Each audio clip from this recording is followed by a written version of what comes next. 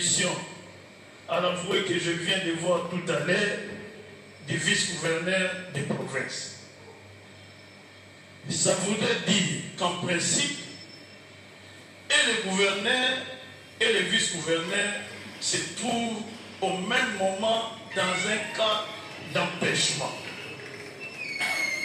Qui dit le règlement intérieur dans ces cas?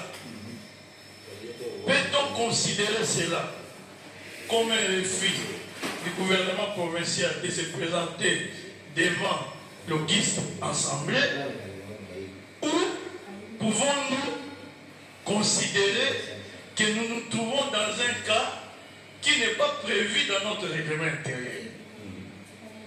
Alors, j'aimerais réfléchir, et je réfléchis à haute voix, si les collègues peuvent vider afin de trouver une issue de sortie face à cette préoccupation pour ne pas plonger notre province dans une crise institutionnelle. Parce que dans ce cas, nous nous retrouverons dans une situation de crise entre et l'Assemblée et le gouvernement provincial.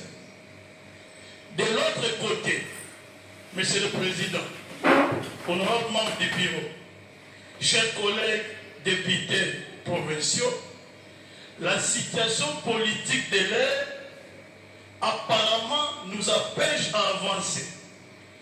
Parce que si nous optons pour le cas d'un refus, l'Assemblée provinciale n'aura que comme possibilité d'aller vers une motion de défiance qui, pour moi, pourrait être contraire aux instructions qui nous ont été données par la hiérarchie de Kinshasa.